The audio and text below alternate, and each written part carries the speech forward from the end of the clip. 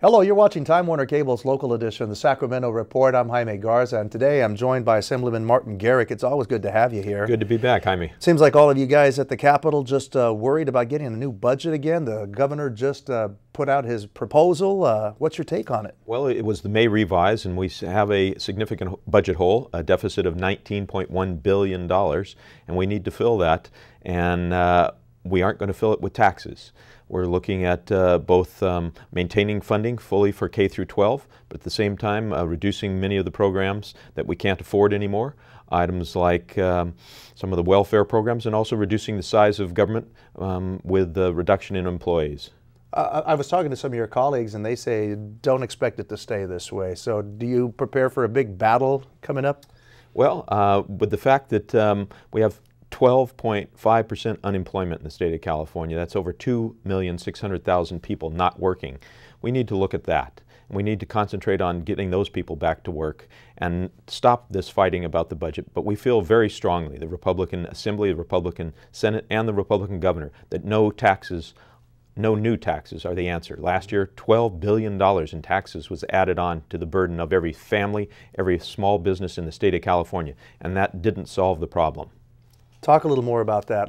I mean, some folks may not even really realize what we're talking about here. Well, last year in the budget proposal that was taken up and the mid-year adjustments that were done, they included tax increases, sales tax increase we talk about, and gasoline tax, all sorts of different taxes.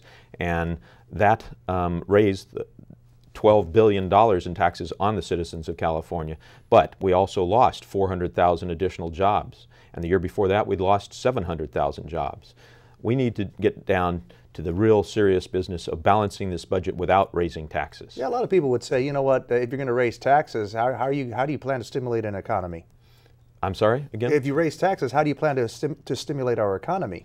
Well, the taxes do not stimulate the economy, in my opinion, and I think it was just proven, as I shared with you, the facts from the most recent tax increase. It won't stimulate the economy. What will stimulate the economy is bringing businesses back to California, keeping the businesses we have here in California, encouraging them to grow in California by removing some of the mandates and some of the regulations and other piled on taxes that they're subject to that make them non-competitive with other states. Nobody wants to be cut. I don't care who you are. It doesn't matter what agency, but apparently you got to bite the bullet somewhere, and I guess we all have to get in the mud together, so to speak. Well, there are reductions that can and will be made in the size of the state of California's both employment and programs that it's offering, from welfare programs across the board. Everything has to be on the table as it relates to reducing the size of government. Are you worried that education could still, feel a 1-2 punch out of this thing once you and your fellow lawmakers start to gravel over this thing? Well, to address that directly in the government's, in the governor's proposed budget with the May revise, he funds K through 12 at the same rate that we did last year, so it's a continued or flat level funding. But you're not worried about a battle? Yes, always worried about a battle, but the facts are what they are and they can't be denied.